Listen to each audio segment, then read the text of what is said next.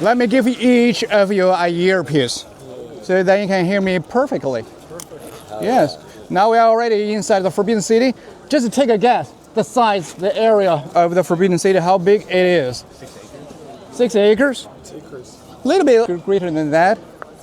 It's 178 acres. Oh my God. Yeah, that is equivalent to the size of 100 football fields, a soccer field. Wow. Okay? 100. Pretty big. Yeah, one of the largest royal palaces in the world. Okay, ladies and gentlemen. Where's the ladies? There. Yeah. Ladies and gentlemen, welcome to the Forbidden City. Let me walk you through a quick tour on this map first, all right? The Forbidden City, just like I mentioned, like the size of 100 football fields, which accommodate, come on buddy, just hold this for me, and which accommodates 9,317 rooms altogether in this huge complex. If any of you wants to sleep through a different room on everyday basis, it's gonna take like 25 years to experience them all. Do you know where we are now? Where? Beijing. Yeah, right here, next to the river, right down here. Is that right?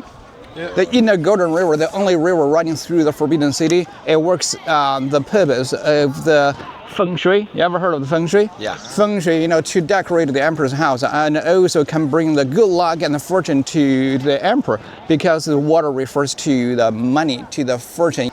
If you decorate, you're going to decorate your apartment, your condo, your house in the future, you better put a fish tank inside. That means it will bring the good luck, bring the fortune inside. Our tour will be going along the central axis to the outer court and the inner court. Outer court refers to those 3 major palaces where the emperor celebrated their birthdays, the winter solstice, the Chinese New Year.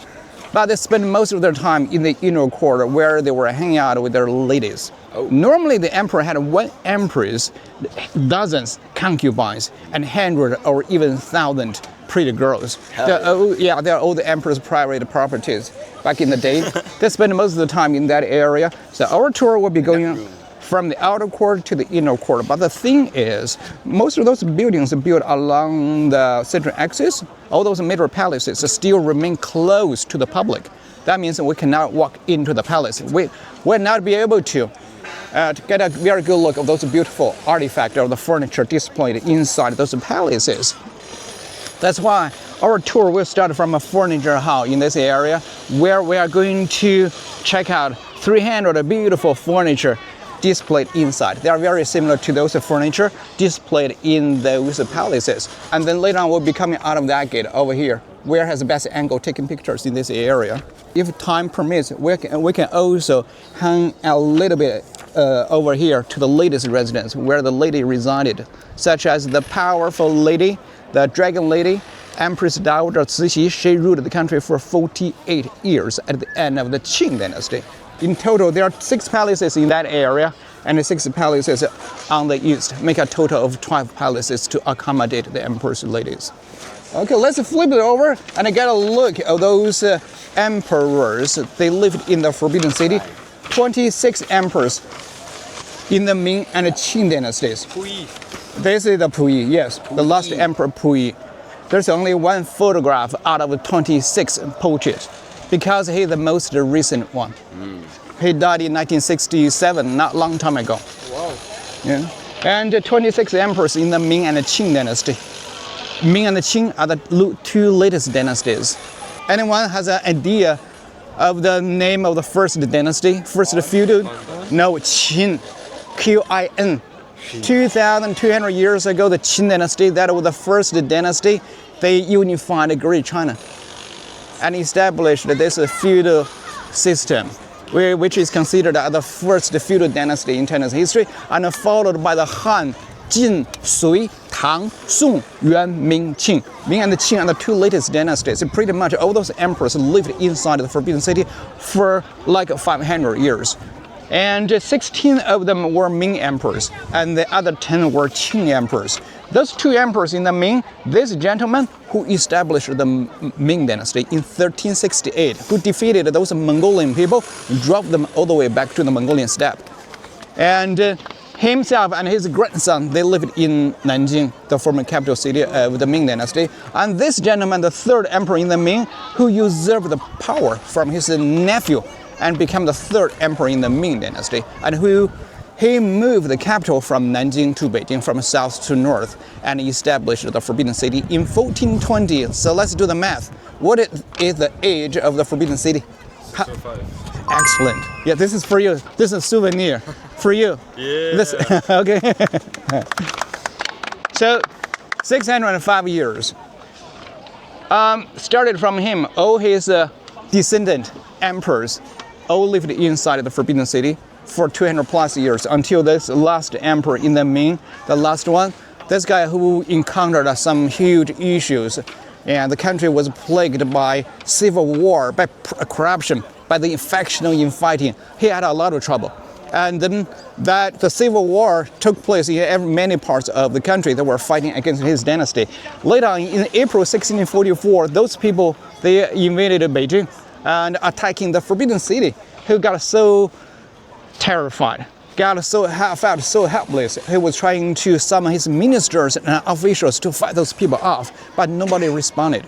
He got so desperate and gave the order to his empress, asked her to commit suicide, and he killed his favorite concubines and even his daughters, and went up to the hill. The hill is located right behind the Forbidden City, where he committed suicide by hanging himself at the age of only 34 years old. That what happened to this poor boy, the last emperor. And then those peasant uprising army, those enemy, they took over the Forbidden City and occupied this place for 42 days.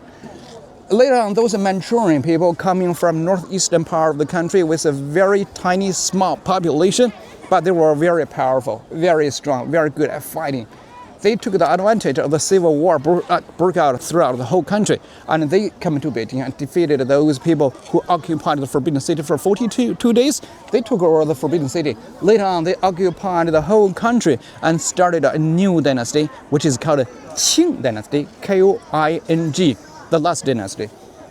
The last dynasty lasted for 267 years, for 10 generations, until the last emperor Puyi. This guy, who was proclaimed to be the emperor at the age of only 3 years old. But he abdicated, forced to abdicate at the age of only, what did they sign? What did they sign? This is a universal sign for indicating the numbers in this country, number 6, who retired at the age of 6. So he was the emperor at the age of 3, retired at the age of 6. And he lived here until 1924 at the age of 18 years old. And later in 1925, the whole complex opened to the public as a palace museum. That's why the Forbidden City has two names, the Forbidden City and the Palace Museum. Forbidden City refers to the residence for those emperors who lived here for 500 years. And Palace Museum is what we are having currently, the Palace Museum. There are a lot of restoration is taking place in the Forbidden City now for welcoming the 100th anniversary of the foundation of the Palace Museum. Okay, so that's it. That's the introduction about the Forbidden City and all those people who ever lived in this place. So what we're gonna do now is go head to that corner and use the bathroom first, and then the furniture hall. Any questions? Okay. The dragons? I mean, sorry, the lions. I see them everywhere. Yeah. Where are they? They're serving a purpose. They're not everywhere, only in those emperor's residence or those mansions to protect the buildings from catching those bad spirits. Is there different animals for different empires? No. Dragon is like the universal, like the totem for 3,000 years in this country. What's the significance of jade? Jade is, come on guys, gotta go straight that way to hit that corner.